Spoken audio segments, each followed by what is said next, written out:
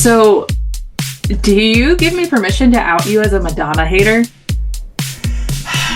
I'm gay. I'm gay. I'm gay. I'm gay. I'm not anymore. So Okay. You could try to paint a narrative however you want of the things that I have said in the past, but I recant 100%. Like, It was just funny. I remember we were in an AIM chat with friends that I had from Florida, and one of them was like, "What's everybody's favorite Madonna song?" And you were like, "Nothing, because she sucks." That was Travis, wasn't it? Yeah. Oh no, I remember. That was a formative moment. So, and we can unpack that right now. We're recording. Yeah. I think hater out of like youthful rebellion. You know, like that's my argument. Next time I see Madonna, and we talk about this because she's like, I listen to the podcast. I'm like, Madonna, I don't mean it. We didn't mean it. Yeah, I mean, I think too, like, it goes back to that thing that we've talked about where, like, when you are gay and you're accepting yourself, you're like, I'm gay, but I'm not one of those gay. I'm not a Madonna club kid gay. I'm a 14-year-old from Omaha, Nebraska. You know, dox myself, but no, Yeah. like Madonna was a different world. Like she was not like, I mean, she was everywhere. She was, you know, in the ether, but not like it was still other. It was still like that's a big city, you know. Like, I love your shirt, by the way. I think that is oh no, I'm iconic. well, no. So my strategy now is I'm like I should at least kind of try to dress to the topic. First 2 episodes, I was not like in the theme, but after my RuPaul wig, I was like, wigs. Not that this is a wig, anybody. This is my real natural grown hair because I prayed to Madonna and I said I'm sorry for all the mean things I said, and she said, you know what, kid. Here's your hair back. So Just like with RuPaul, I think the where she starts is very important. So I think we have to go all the way back when talking about Madonna Louise Veronica Ciccone. there it is. Yeah.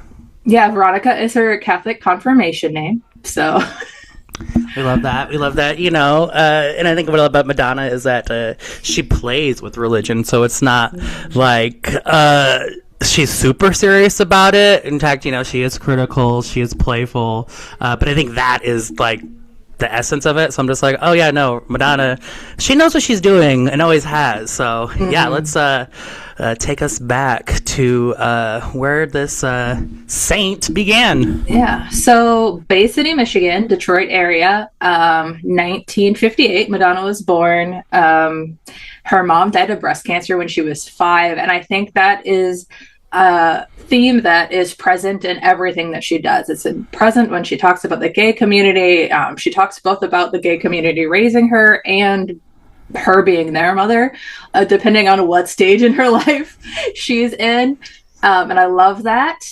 So she was at a dance academy and she had a teacher that was taking her to gay bars. And she was like, I like this vibe. And she went to New York, and before she was Madonna, she was part of a pop punk band for a little bit, and she actually played the drums, which is wild because you don't think about Madonna as a musician. And Yeah, no, yeah. As a hater, I was like, she doesn't play an instrument, you know? Like, has she picked up a guitar? Well, she has. Yes. But, no, if I can pause you for 1 second, I just love something you said. It's like, yeah, she's in Michigan. She's going to gay bars with her teacher. I was like, Sarah, what? Like, do you want to elaborate on that? Yeah. She went to gay bars with her teacher. What is that? Like, Okay, so she was in Michigan. She was at a dance academy in Michigan, and the instructor there was a gay guy and just one of the best first gay friends she made and changed her life. kind of important about this is I think when we think of Madonna, we're like, oh, early Madonna, I think we can go back to like the 80s, right? And we can be like, oh, we see this, club girl, right? But no, she was a Michigan girl. She was like, and so the fact that she was able to kind of connect with, an authentic queer person, and who knows like how out he was or how much, he was out here, supporting the community. I mean, I think as kind of how I kind of see this, going back then, like you could kind of get away with more things if it was art based, right? So if, I have this, precocious child, I'm sure Madonna was just so like ready to learn and just like eager. And I'm sure he was kind of just like, oh, hey, well, I have some friends who are, doing these, they're musicians or they're dancers, right? And like, I think it's one of those things that like, it's when it's, between two people, that become friends just through, working on creativity, like you kind of, your doors are open to other things. So I think, Madonna was really, in a good spot to kind of just be shown like, oh, here's world outside of the Midwest, little girl, like she's not a native New Yorker. And I think so many people, like, if you were to be like, name famous native New Yorkers, I'm sure Madonna would end up on that list, but I think she defined what New York could be, but she's one of us. She's from the Midwest. That's my mother, okay, is Madonna. So I like the fact that you just called her your mother because it explains the rebellious teenage thing even further. So you're like, no, absolutely, no, like I think for me, and viewers, we're going to go through all of Madonna. Like, Madonna is now and forever, and Madonna is every moment. And so for me, my moment with Madonna, where I was just like, was during the pandemic. And that was kind of just, I needed some familiar music. I needed something warm. I needed like to feel nostalgia, but I also needed to feel that rebellion, and I needed to feel that fun, and just like her her early hits, Borderline, Lucky Star, Holiday, I could keep going, but like that era, Material Girl, like for me, that was like what got me through, like, and that was where I understood, Madonna, and I said, I'm so sorry for all of the mean things I said. You're not old, you're my mother, I love you, like, and I think that's just, how I think as queer people, we throw shade at each other, right? Madonna was throwing shade because she just grew up around that. So I don't think she was ever like a bitch. She was just like, I'm just telling it like it is. So from Madonna. So before we get into like the Vogue era and the big gay moments, the moments that are pivotal to gay culture, I think one of my favorite Madonna things is she was on, was it America Bandstand? I think it's America Bandstand, and she's singing Everybody, which was a dance hit, but not like huge. And Dick Clark is like, so what's next? And Madonna's to rule the world. Like, she just is like, in the early 80s, she knows, and she persisted. And that is I think that's the thing that sets Madonna apart from so many artist people, but also then parallels her to the queer community, because she was going to thrive no matter what adversities came to her. And I think as queer people, we learn from that. We see that. And whether it's Madonna that taught us that directly or just kind of life, we persist, right? Well, I think, going back to that moment of Madonna and just her, her time in New York, and when I think of like New York at that time, and like especially when it comes to art, I think of Basquiat, Haring, Warhol. That was her friends. She actually like was living the dream, and I say the dream is that it wasn't real, in the sense that she was dating Jean-Marc Basquiat, who was like the world's like at that time was like, this is the new guy, he's going to be the best artist in the world, this is who you got to watch, and that's her boyfriend. And I think you really like understanding that their lives intertwined together and fueled each other. Like, she learned from him, he learned from her, and they ended up breaking up because they could have been this like John Lennon, Yoko Ono type duo, and he was too involved with drugs, and shit was not for her. And I think that was really when Madonna was like, okay, well, I'm here to rule the world, actually. And I think for her that meant not like, and it wasn't anything malicious, right? It wasn't anything like ill intent, but it was like, if I'm gonna be the Holy Mother Madonna, I gotta I had to step away from this, and unfortunately, he dies, right? And so Keith Haring, another one of her contemporaries, dies from AIDS, and so I think this is why Madonna becomes who she was, and is because she just was there. Like, she didn't ask for this. She wasn't like out here virtue signaling. She was literally the virtue. She was these are her friends, these are her people, these are her lovers. Yeah, she was living it, and she was like, she was as much of an artist and creator as they were. So I think I could now go on for hours on Madonna, but like 5 years ago, could I? No, I couldn't have. I do love, and I didn't know this. I mean, why would I have known this? But on the first release of the Like a Prayer record, the AIDS info pamphlet that was just in every CD, like, that's so brilliant. Like, just like, here's how you can get AIDS. Be safe, be kind.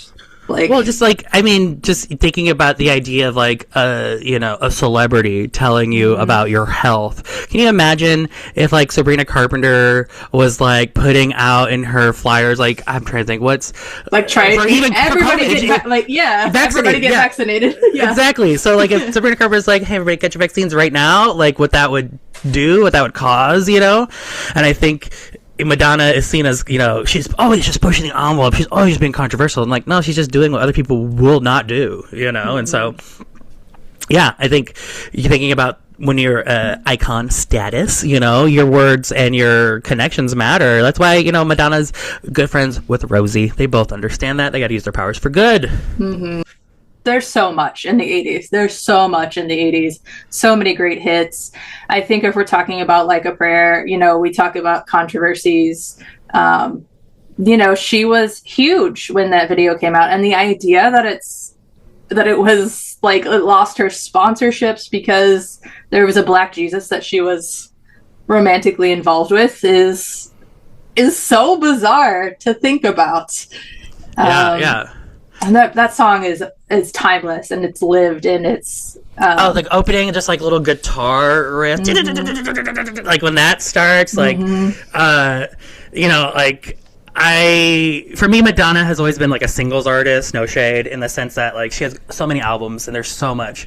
But for me, Like a Prayer, opening to that album, that guitar, like that's why she is one of the most respected musicians of all time, is that like she was creating moments and she was creating feelings, and I love that she was just like, what is it like, she's playing with the religion. I think some people, like, they will claim spirituality or connection, but they won't play with it, and I think Madonna was willing to play with it, and why is that, but that's what makes it so iconoclastic, right? Like, that's what I don't know, Madonna had to do it so that other people could start to even put the pieces together, like, maybe this is why Jesus was black. And just because and I think Madonna is like one of the first people that's like, you can love Jesus, you can love your spirituality, and it means something different to you, right? Like, that's like one of the most controversial things. She's been excommunicated from the Catholic Church more than once, which I think is hilarious. Like, how does that? Because she's a baddie. She's apocrypha. I think of Madonna and just her relation to like just religion and her playing with that, is that she learned the truth about love by being with queer people and homosexuals and living this life. And I think for her, she's like, do you want to know how I get close to my personal Jesus? This is through love, and this is just connection. And that, I think, is scary to powers that be. And, I think, Madonna should be excommunicated, because in the sense that she is pushing the envelope, and you kids need to go, like, I'm like, why is she over there? Like, and it's all about positioning. Like, if we can say that, like, some of these things are outside of this, that's what moves people, then to go over there, So I think it's all strategy. I think Madonna's in on it because she is Madonna. I think she's for the greater good of the world. Like, how can my position move people, Yeah. She'll piss us off all she wants. So let's talk about the Ballroom family house extravaganza and Vogue, and how that kind of changed the world, but maybe not as big as it should have. I feel like, and I feel this way from watching Pose, it is the the people who were in the community definitely saw that moment as a huge moment, and it opened a lot of people's eyes, still in the middle of the AIDS crisis, to this is gay people just living and being themselves. And look at these people on MTV stage with Madonna, and not just the music video, but the VMA performance and everything. Oh man, I watched the VMA performance. Sidebar. There's a scene where there's like each one of the dancers has like a little vignette, and one of them is powdering his nose, but then is obviously just doing cocaine. And I was whoa, that's on MTV. How very 90s.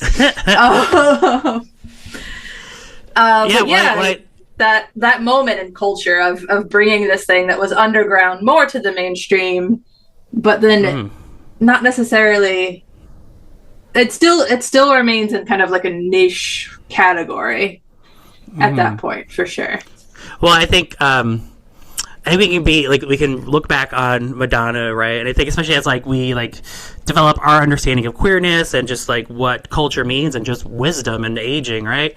And look back at, especially look at Pose, right? And then look back at the Madonna performance and be like, well, is she appropriating? Is she, But I go back to Madonna was the living artist in New York. She was literally the ticket out. So if you were in, the House of Extravaganza, Madonna was your Madonna. This is she was there. She was with Basquiat. She was culture moved towards Madonna in New York, and so I think naturally it wasn't her like, showing people off. It's her just being like, this is what we do, this is one of the things, like this is the culture, these are my contemporaries. At this point, Madonna is not Madonna yet. She's not the biggest star in the world, yet she's the biggest pop star. She is definitely, and so when we think of like, compared to Britney or Gaga, people make those connections because Madonna was just a dumb kid to many for a long, in the 80s,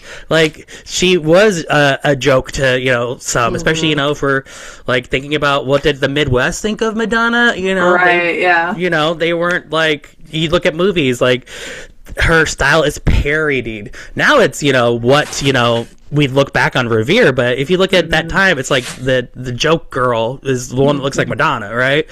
So I think, I think Vogue was just her continuing to just pull from her like surroundings, which all artists do. Like you gotta live it to walk it, right? So that's me defending Madonna. I never thought I would see the day, but I'm here to defend Mother. I mean, and that's the thing, right? And we've already passed over like huge controversial moments. I mean, we didn't even really talk about like A Virgin or Papa Don't Preach. I mean, she's never shy about what she's thinking and what she wants to perform. And I think people would approach her with songs that they had written and been like, there's nobody else that could pull off this song, right? Like it's you. And I think at some point in time, she finds her power in that. And I think in that album, you start to see that a little bit more. You see her taking ownership of her narrative, and the Truth or Dare, or as it's called anywhere but the United States, In Bed with Madonna documentary. You see that it was supposed to just be like a tour documentary, and instead they the director of the documentary kind of fell in love with all the people that were part of her team. And there are some weird but really interesting segments, like that she's laying in bed with a gay man talking about how she desires him sexually and she has to learn why she can't have that. And then her and Sandra Bernhard are talking about lesbians, and there's just... Wow. Yeah, no, like there's so much of Madonna that, I need to like deeper dive on, but I really just... Yeah, I think Madonna was even just like embracing the taboo of, queerness way before anyone would even want to talk about it. And so, thinking, like iconic behavior is, talking about the things that people don't want to talk about, making this the sacred known. And so I think, Madonna like probably had like, again, best time of her life in New York as just being a wild, radical free, but then she saw that like there are limits to things, and that was, death of her friends, right? Their things come to an end. And so I think that's always been, she's been pushing that. So she's been, I think, trying to recreate this like liberated community, like, and but as an artist now, she puts the lens on her, right? So she is flipping it so that people can see it. So I think she's so authentic that, you know, we can see the meta around it, and then we just like, it makes us uncomfortable. Like, oh, what's this woman doing? How dare she? Why? She desires the homosexual. He doesn't like her, but like she has desires. She is a body. She is a vessel, you know, and like, oh yeah, no, her book Sex, like, woo. Like so as a kid, I remember that was like the worst book in the world. Like, I was like, this is evil. Madonna, sex, what are you doing? Like, and it wasn't that anyone like told me that. It was the fact that everyone's reaction. It was everyone just like hiding it and like, don't, Madonna's, you know, like. I know. I remember, like, I wasn't, you know, like, I was not really, I mean, we were babies, right? So like tiny, but I remember then like later, like 1996, 1998, Evita, Ray of Light era, getting into Madonna, and my mom still being like, she's a slut. Yeah, no, that was, yeah. Which is horrible. I hate to, but yeah, I'm calling my mom out. That is the language that she would use. And you're like, that's our whole world. She's just been, you know. Yeah, no, I think back to growing up. I remember my uncle David, who's no longer with us. I remember in the 90s, he was into Madonna. So he'd see a picture of Madonna. Goes, oh yeah, she's so hot. Oh yeah. Like, and then just thinking like, oh no, he was a good party guy. He was a good time guy. Like, I definitely get a lot of my like, you know, good jovial qualities from him, and it's because actually he grew up with Madonna. Thank you, Madonna. You made my uncle. He loved you. He thought you were he probably was in the sex book. Probably I couldn't read it, you know. Like, but I think that's it's just awesome to kind of see that. Like, I saw the narrative of like the outer narrative of like, this is a slut, a whore, but in my household we had the Immaculate Collection. My uncle would like cut out pictures of the newspaper from her, like, so like, I think I was always at odds, where I was like, oh, I kind of like, yes, at home is for Madonna, but if I'm at school, I cannot ask to play erotica, you know, like, so yeah, that duality, like, that's hard, you know. Yeah, for sure. And I think too, like, I don't know exactly. Probably erotica and the sex book is probably what took my mom over, because I knew my older sisters like listened to, you know, the Like a Virgin album and True Blue. Like, there's no way they weren't listening like to the those. like 80s, like, it's, yeah, no, absolutely. And I think, yeah, Madonna took a hard pivot for many people, and I think she's, you know, not paying for it today, but I think that's definitely, I think she got to where she wanted to. I think she felt like, I need to put up a barrier, like, this is what's gonna kind of scare you all the most, you know, and kind of give some distance. So I definitely have come to respect that about her. And then she has children and discovers Kabbalah, and her life takes another shift. Around that same time, she is also in the movie Evita, which, have you seen it? Yeah, I love Evita. Like, yeah, I know a lot of people like, okay, she's no Patti LuPone vocally, but I do love her performance, and I don't know if it's just because like she can relate to the narrative. You know, obviously. Yeah. Well, Defense of Madonna, number 200. Okay, yeah, Patti LuPone is great, but she is a Broadway actress, right? And so, she sings, she's trained, she's studied.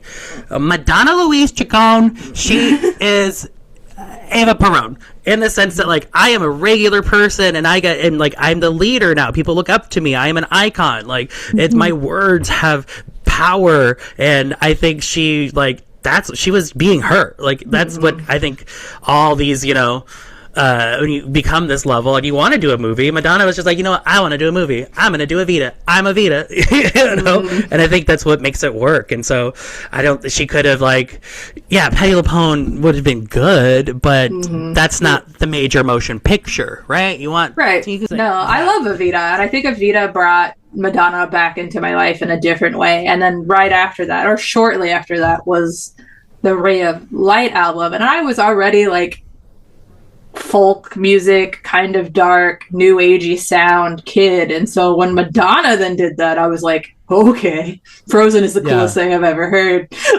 Yeah. So yeah, I'm trying around that time because I definitely remember Evita, and then Ray of Light. I remember like, okay, now I love Ray of Light. Right now, I listened to it like for the past 48 hours, getting ready for this.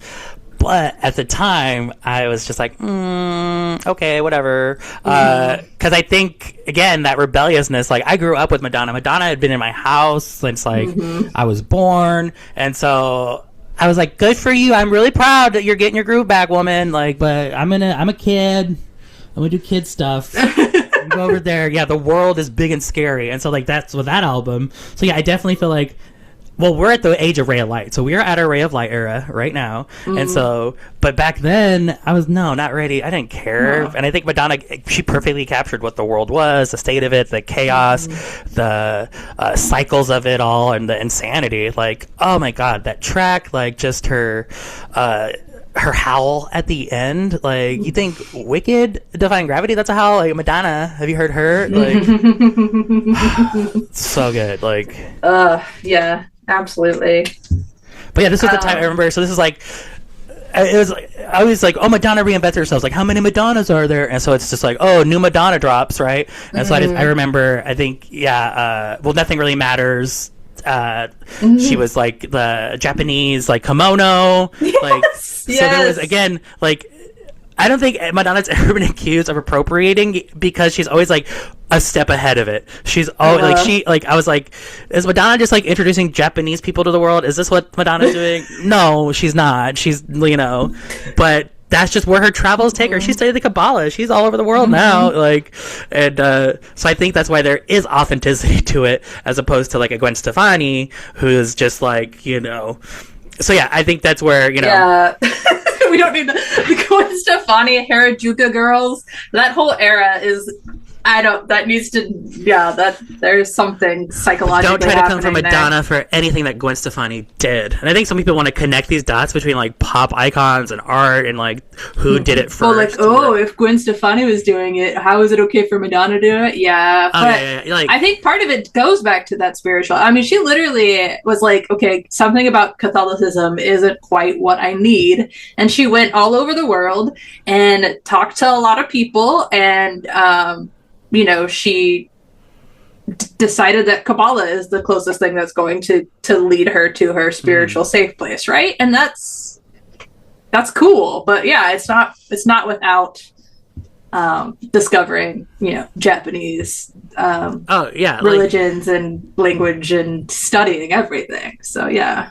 Well, I think Madonna was definitely like the first internet when you think about it, because I had not heard of like Kabbalah granted I was 12 or whatever at the time, but like not that I had any idea what any of these words mean, but that was definitely the first time. And I'm sure for a lot of people, just this, esoteric religion, or just not even religion, it's just like a study, right?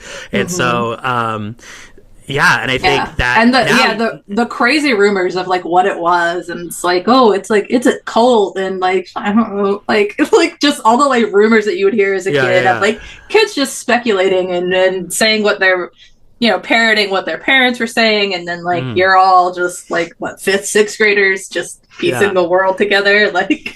But I will say, I do remember at this time, like, that was something about me that intrigued her, because I was like, oh, you did it. Like, you found the secret of life. Like, she just, it felt very much like, I'm going to live forever now. I studied the Kabbalah. And so that's what, like, I'm like, as I look at her, I'm like, she did, you guys. Like, I don't know. Like, something she, like, back in 1998, something she did. But no, I think that's also just her ability to share knowledge with the world. And 1998.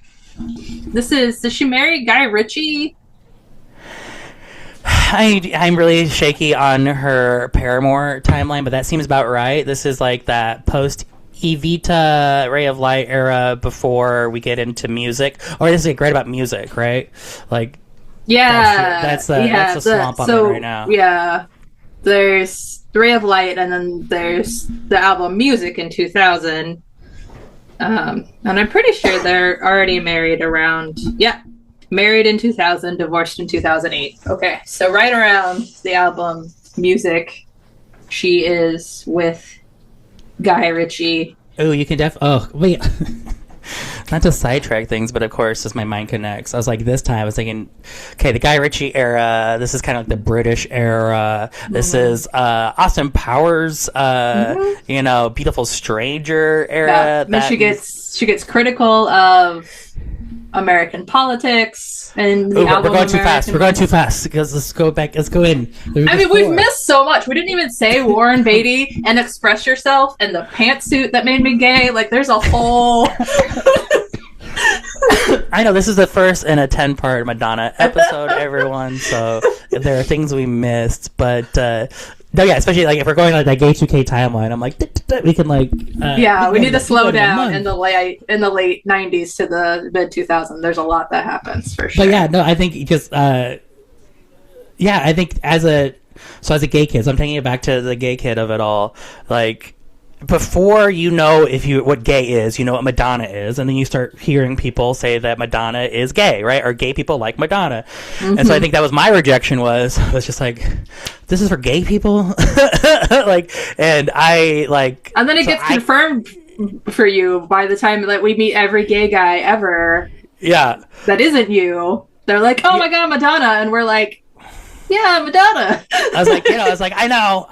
Like, but I still like secretly love, like, you know, I remember as a kid, like, oh, Beautiful Stranger, this song is great. And then she was in The Next Best Thing with her. She was married to Rupert Everett. And so that to me was like the gayest thing in my life at the moment, where it's like, is the Madonna movie with the gay guy going to be on TV? Or is she doing an interview about that movie with the gay guy? Like, and they're like good friends in real life too, right? Her and Rupert around that same time. Yeah.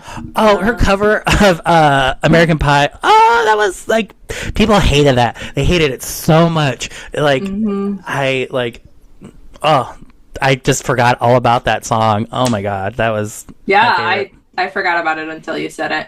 We didn't even mention earlier in the 90s A League of Their Own, but we talked about that a lot in the Rosie. Go to the Rosie episode for that, which she's great in it, though. She's truly, I think we said it in that episode, they're just being themselves and enjoying each other's company, and there's organic chemistry there. So there's a YouTube compilation video that I found that maybe I'll share with the chat, but it's like Madonna's bitchiest and shadiest moments, and it's just like 5-second clips, like they really just like clip it out. But there's a scene of Madonna and Rosie on Arsenio Hall, and I love it because, you know, you think of them in this is during League of Their Own, and so it's Rosie being Rosie, but then Madonna's like, I'm back to the blonde, so she's no longer like her like League of Their Own character. She's back to the blonde, and then I think Arsenio was just like, so what do you think of Rosie singing?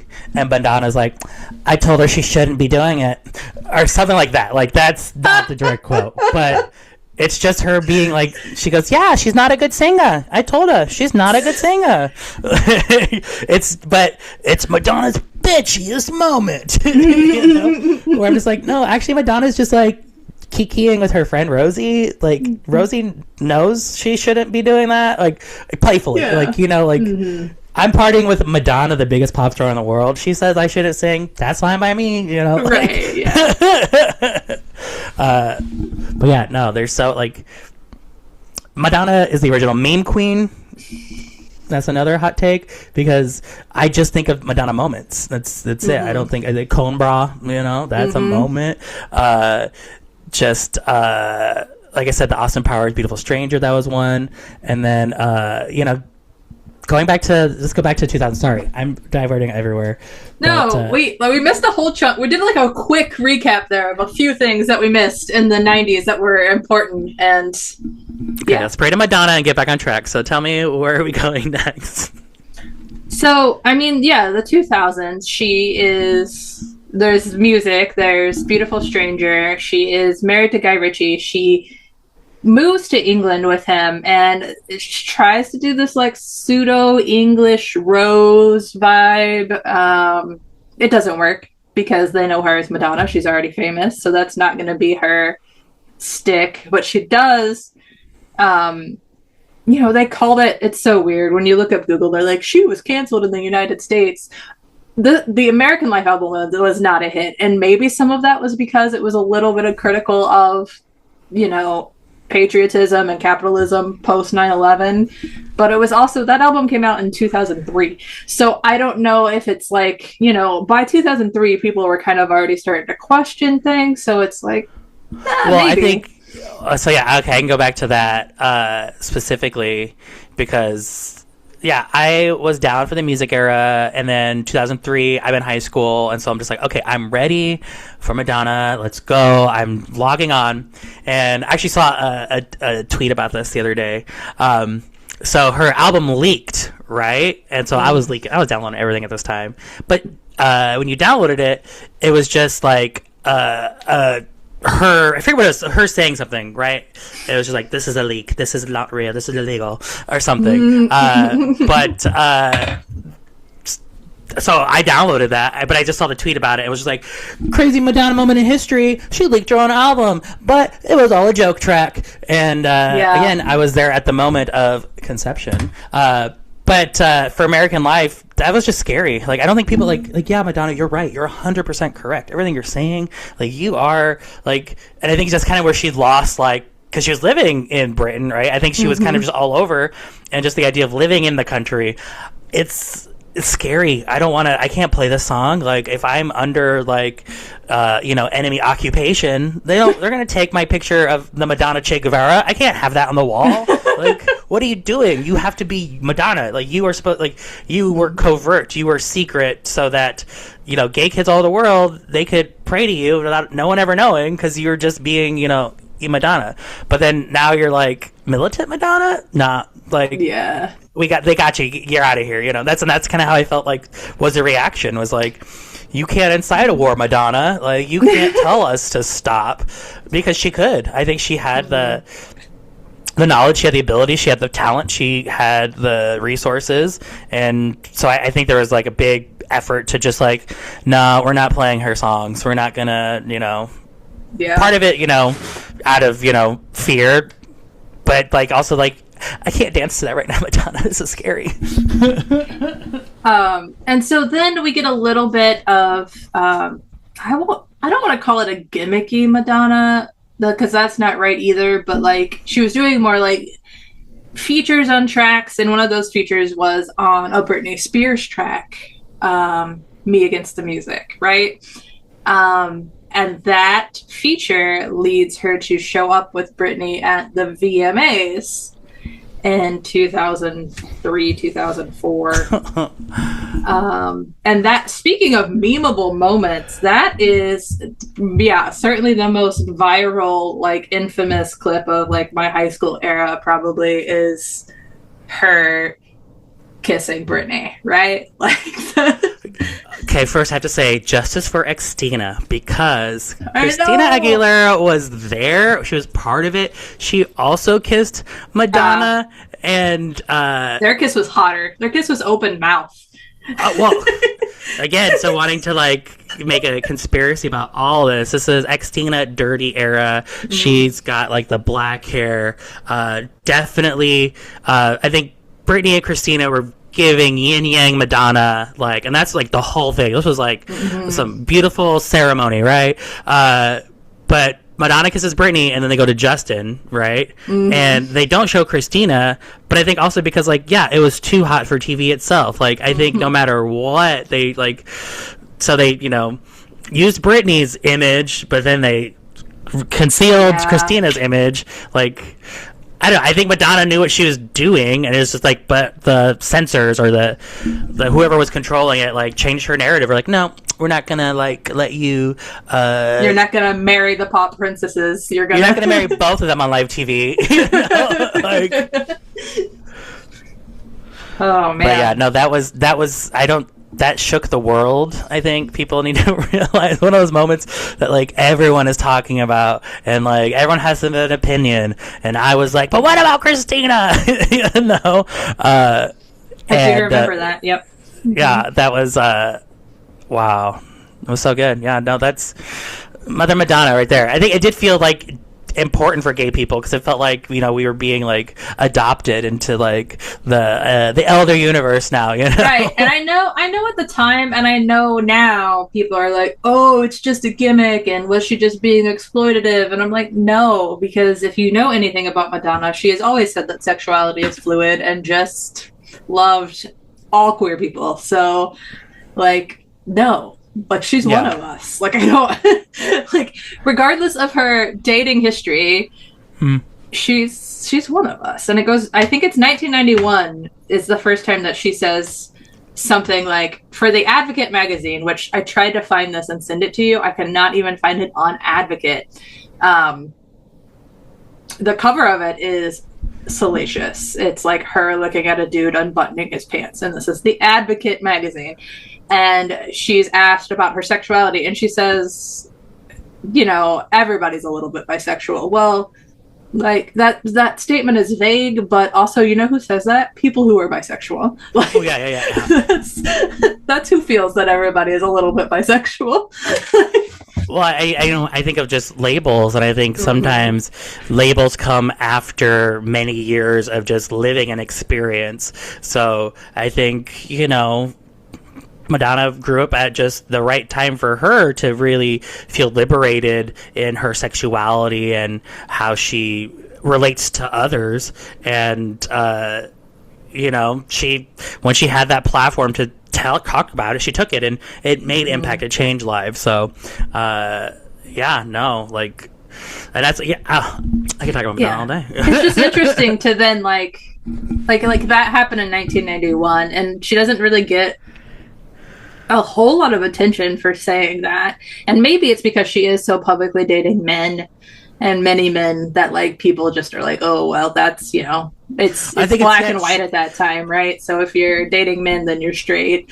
I think it's also she was the only one. I think if there were more other women being like, yeah, me too, Madonna. Like, I think Madonna stood out for so long because she was willing to stand on the ledge by herself. Like, so it wasn't that, you know, oh, this woman is a bisexual. It was like, well, then there's Madonna, and then there's gay men, and then there's women and straight men, you know? Like, and so I think that's why, you know, sometimes when we look back on Madonna, we like want to question her motives because, yeah, she didn't have a rainbow flag out on stage with her in 1990. There was just different ways of communicating. There was different symbols. There was different ways of, you know, being covert in, you know, our messaging, right? You know, so, yeah, no, I think Madonna invented all of our behaviors. So, like, thank you, Madonna. How do you feel about Confessions of the Dance Floor? Did I just say on that? a dance floor? It's Confessions okay. on a Dance Floor. That makes more sense. So Hung Up, again, that song really came back in the pandemic era for me.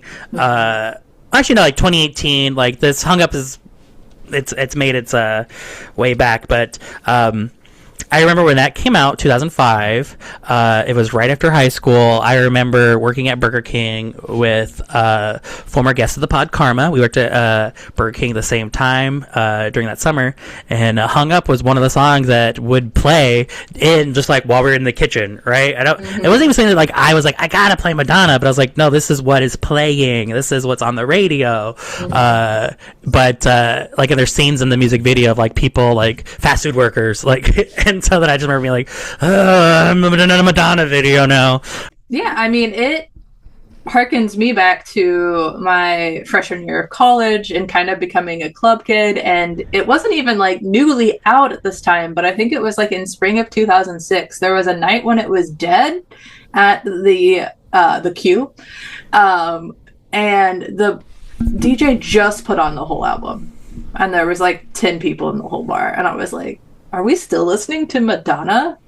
And then, you know, somebody was like, yeah, this is the, you know, the album. She's coming back. Our queen is back. And we're like, ooh, yeah. That makes sense. Yeah. Well, 'cause I just, you know, I definitely like, I remember, you know, well, because we're still friends, right? So I would see you, I would understand what you're going through in life. And so definitely that idea of like the Madonna album being back and this being a turning point was something that like, yeah, as I started getting older, I was like, oh yeah, that I started with the Hung Up in Burger King, but then my freshman, sophomore year of, you know, college, my friends in Lincoln are like, they're so gay now, you know.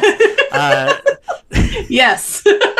You know, and that's great, you know, like and so it was never anything that like I don't know if it was like I necessarily had to come to better terms with my relationship to like queerness versus say like I think, you know, even in our younger days there was sometimes tension between like what you would want to do versus what I would want to do in community, right? And so thank you, Madonna, for just like getting you primed and ready so that we could do this now. Yes.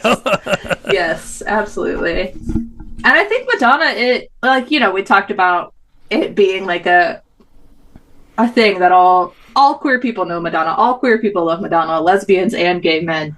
And it is just a thing that like wherever she is, whatever has happened, it's like it all comes back, right? Like it's like revisiting an old friend. Like if somebody's going to talk about Madonna, there are 1,000 memories that any person, probably any person alive, but especially any queer person can be like, oh my gosh, this one time I was talking to these people and they, you know, were arguing about if, you know, this song or this, you know, like there's always something. Well, I just imagine Madonna listening to this, because she will, and going, did she just call me an old friend? Did she say I'm an old friend? Called her old. No. No, again, I'm just as a punk ass kid. Like, I'm sorry, Madonna, I was rude. Because I remember being like, well, this is for old guys, right? This is for old gays. Because you know, thinking about Madonna's impact, you know, I'm a little monster. Okay, so definitely, Gaga is. I don't like saying my Madonna because that's reductive, as Madonna would say. But I understand the personal connection to a figure that personally moves you, right? Like I said, Madonna's in my DNA. Like that's not, I was programmed that way. And so Gaga was definitely an artist that like, oh, like this, I can see things through this point of view now. So I get why Madonna threw shade at her. You know? Yeah. And I think that, yeah, I mean, I think it's hard for Madonna because how many times has she done that? Like, I was reading about, like, Mariah Carey in the 90s, who now we also think of as an old friend, old friend. was talking about Madonna as old in the 90s. And, like, 1996, she was like, yeah, okay, Madonna, I used to listen to your albums when I was in junior high. And it's like... It is the folly of youth. That is just... Because I think that's when you're in your late 30s, you understand just the impact of time and like, you know, the cyclical nature. So, you know, I think for me, apologizing for that is my way of being like, oh, I understand that, you know, time is a construct. No, like we, you know, our impacts are not determined on our age, you know. We're either dead or living. That's it. You know, we think there's an in-between, but there's really not, you know. Yeah. Man, there's so much we could talk about that we didn't talk about. But I do want to ask you, what's your favorite song? Open Your Heart to Me would be... Because yeah, so I'm wearing this wig. Open Your Heart. So in the music video, it's Madonna like at like a movie, like at a peep show type theater. I think that's the word. Yep. Yeah, peep and show. So it starts where she's wearing a black wig, but then she immediately takes it off, and there's her blonde wig underneath. And the reason why she did that, again, I'm not a historian, but something about someone wanted her to like wear like a brunette wig, like, okay, let's see your natural hair color, let's just do the black. And then the director was like, I prefer you in the blonde, which is what she wanted. So they played with it. So like, okay, well, I'm gonna come out, but then I'm gonna give them the Madonna. I'm like, and so in the music video, she's in a peep show, and you know, there's these, and it's kind of like a weirdly constructed video. It looks like kind of like paper, like, I don't know, it looks like they crafty in some ways, where it's like, oh, and there's men in video booths and they're watching Madonna, and you can, and then there's a little boy that wants to come in to the peep show, right? And there's a scene where he's dancing in front of the mirror, emulating her movements, and so he gets in, right? And then the end of the video is Madonna kisses him, and then they both dance off into the sunset, right?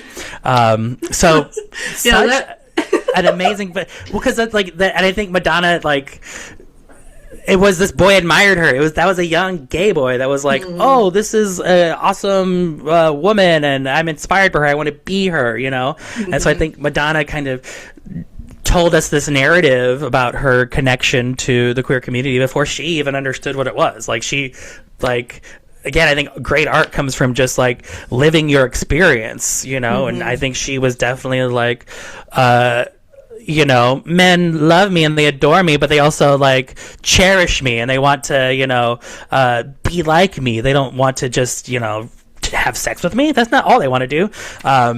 So yeah, to me that is my right now favorite song, because I just listened to that before we got on. Yeah, before we got on, I was listening to Take a Bow, which is like one of my favorites.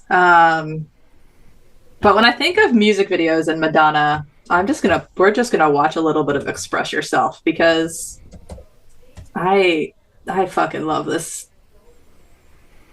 Well, this is famously the song that many people say Gaga copied for Born This Way. And I have heard that. I also know that, didn't Madonna do like a live mashup of... Oh, yeah. Oh, she did a remix. People, they were like salivating at just like this. Like, oh, Madonna's throwing shade at Gaga. And for this one, I'm like, Madonna, yeah, some songs sound similar.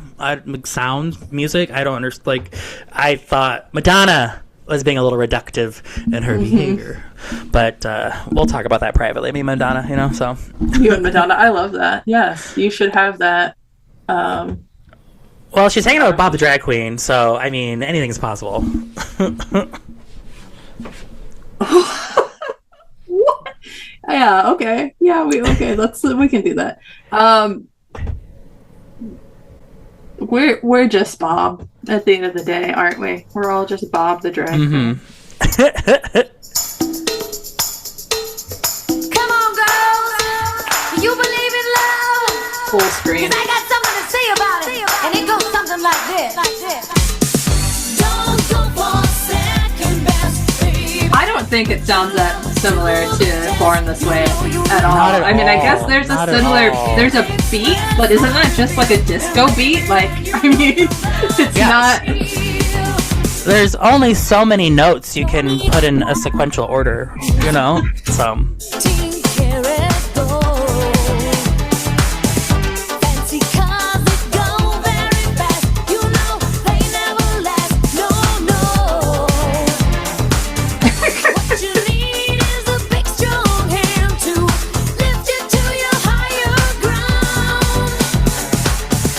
I love this imagery. She is literally like the queen of an empire, and these men are just her workers, her sexy, sexy workers. Well, I think, that's the American dream right there. I think, to be a big factory owner, Yeah, right. It's a position of power, right? And she always plays with those tropes. Oh, yeah, no, I think because she knows her abilities. I know she knows she could be the Fortune 500 CEO, but I think that she's rather just live life and express herself, right? I don't think she wants power to control. I think she likes to subvert power for freedom, so. Get it, Madonna. Where is the... Okay, I'm skipping. Yeah, baby. Well, I'm trying to this song sounds nothing like Born This Way, because I'm literally trying to get the melody in my head to Born. I can't even think about it. I just hear, you know what I mean? Which maybe that's the reason. That's the problem. Oh my god. they sound so similar. I can't tear them apart. Right. You know. Whoa. Oh, Madonna. No, yeah, this is definitely peak. This is definitely, I think, when people are like, wait a minute, Madonna, you're getting too sexy, you know? Well, I just, I heard a story about, Like a Prayer. She was in Canada, and so this was when she was like, you know, the height of her fame, and she's traveling over the world, but she's starting to like just get a little more provocative in her dancing and her movements.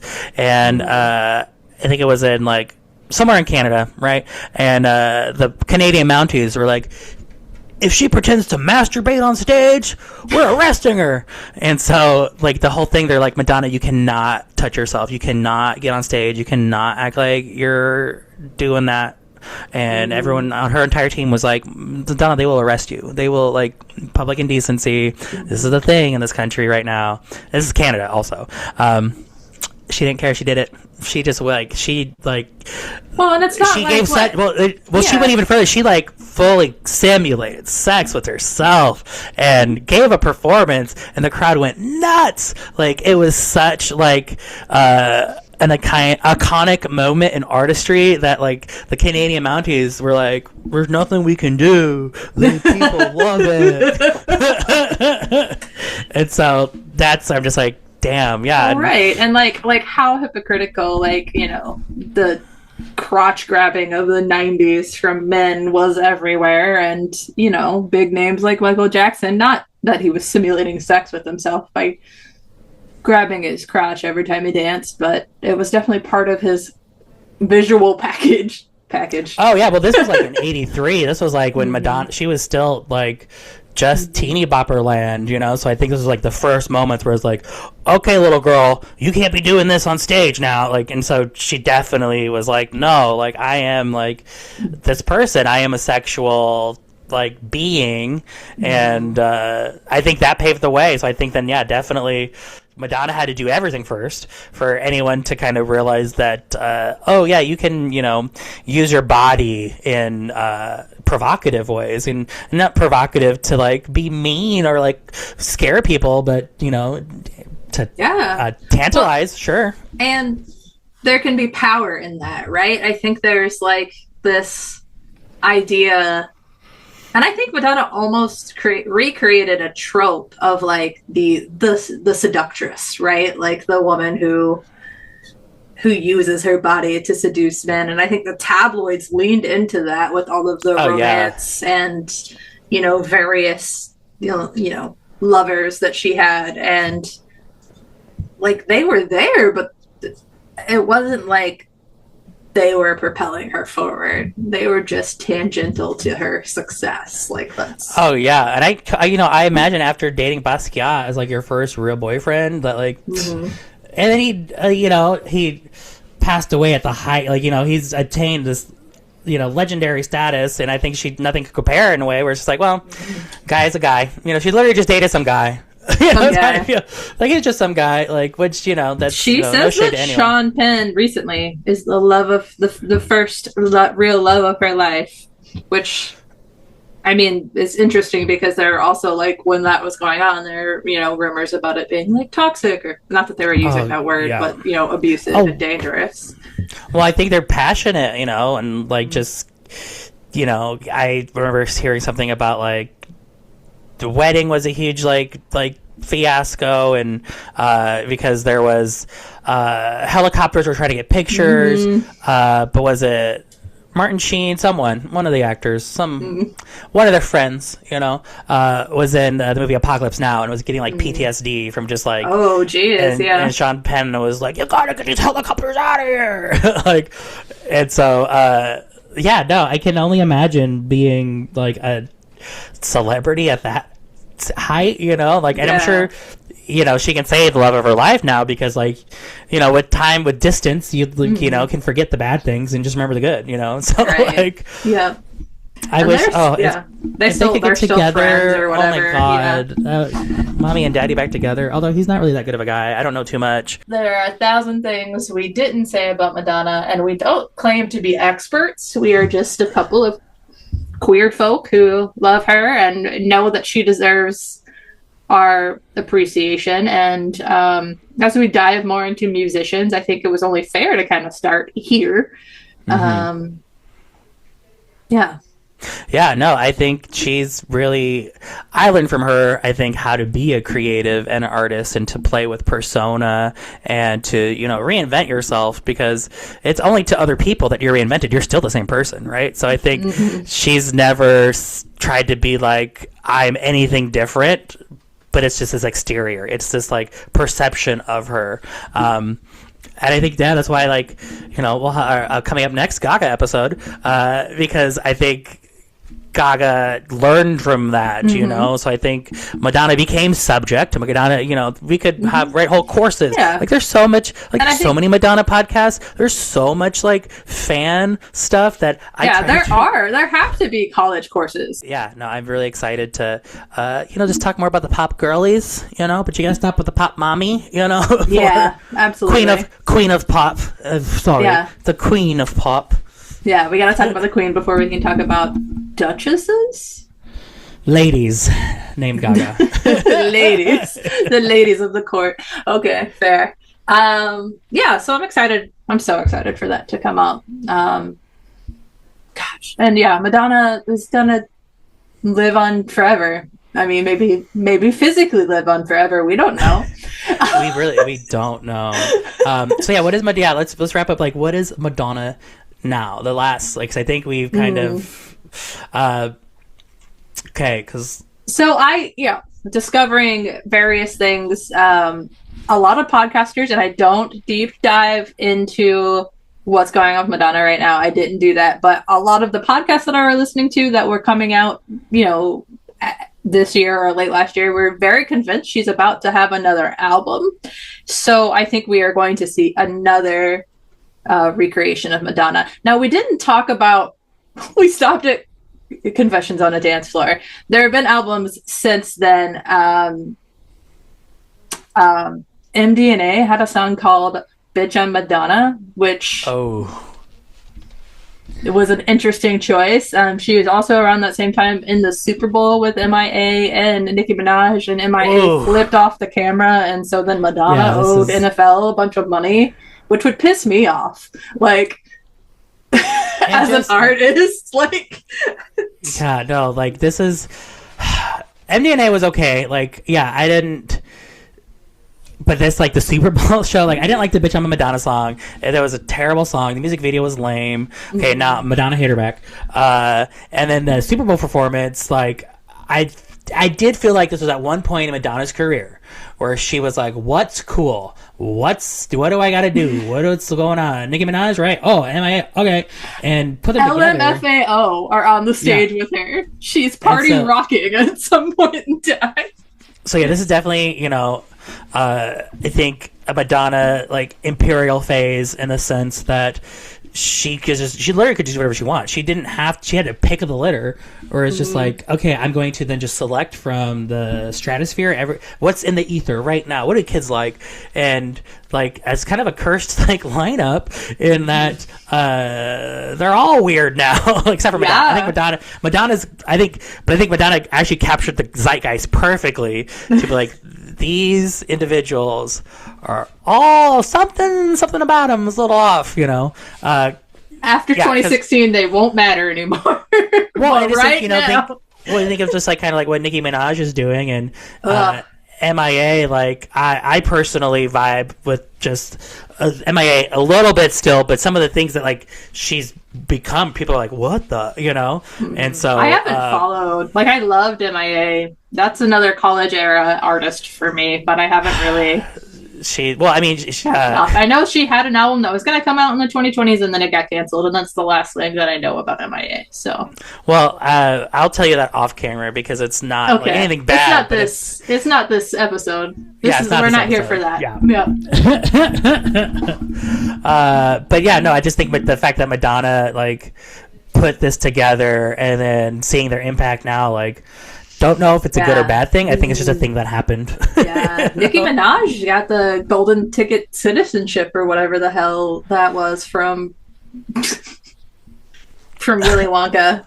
My Madonna podcast. No, I know it's exactly as I'm telling you. It's insane. Like, yes. We can think about so I don't think Madonna is like clear of like any involvement in what these people become, because that was just like her Super Bowl show, and then Rebel Heart was another one that came out. Okay, I just did not like.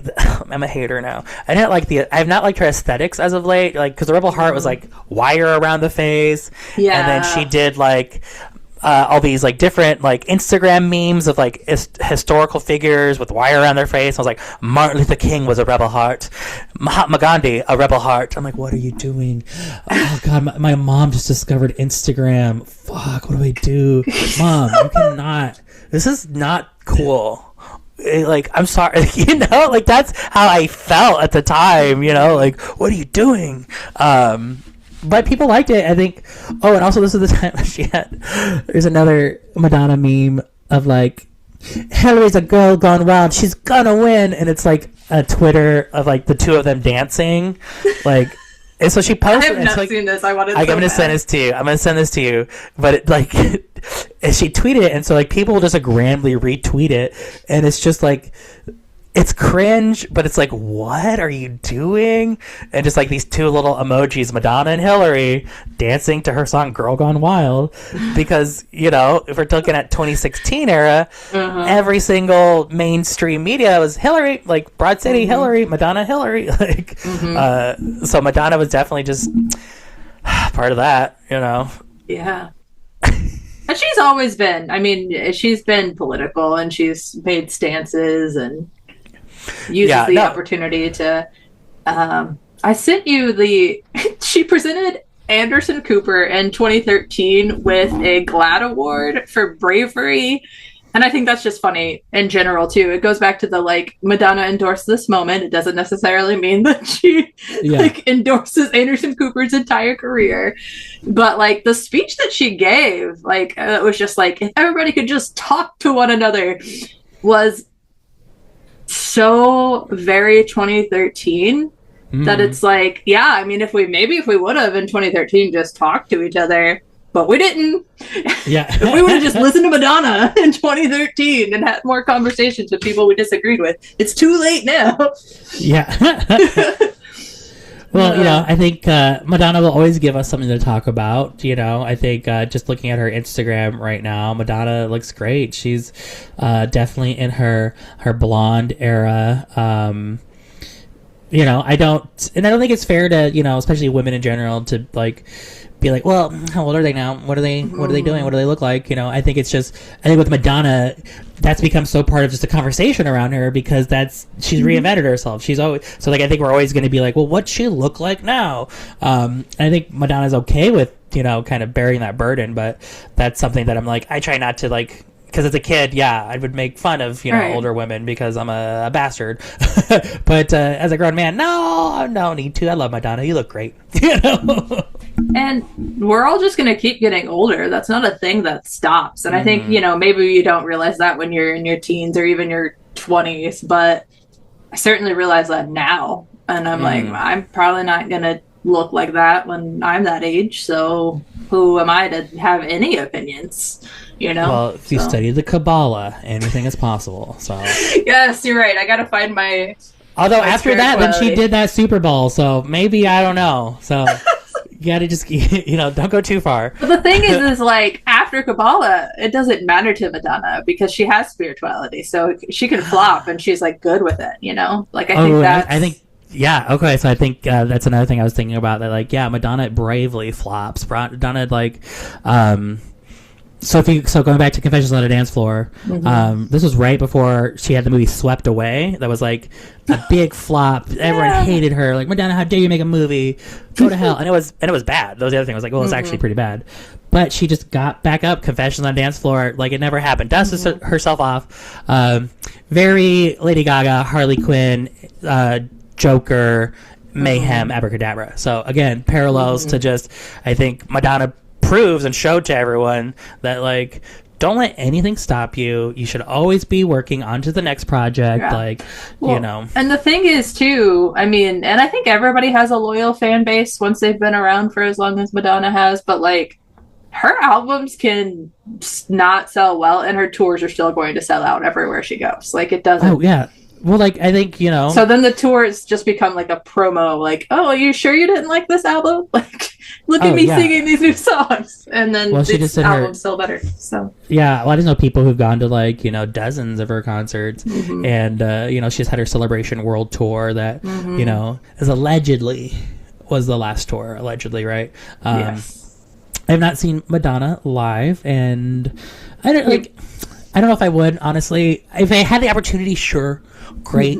But, like, there's so many fans, there's so many people that love her. She is one of the biggest artists in the world of all time, that unless she's, like, down the street, I'm not gonna go. I'm sorry, I don't know. Yeah. That's my hot take. I get that. I mean, yeah, I think it's a lot. You know, you think about people who, like, do Vegas residencies and stuff, and, like, you know, I don't know how accessible is any live music from big artists anymore, and it's expensive to do. That's why you got to keep your immaculate collection by Madonna. You got to keep that vinyl looking clean and nice, because that to me, like, that's the album that I'm like, okay, if any Madonna album, if I could only pick one, it's the greatest hits collection, but it's the immaculate collection, which is Madonna being like, these are, and it's all the best ones. Like, it's literally like you turn on the radio and top to bottom, you know, because I think Madonna's a real artist, so she's gonna have songs that, like, you don't gotta like. Murder Girl on Ray of Light, I was like, Murder Girl,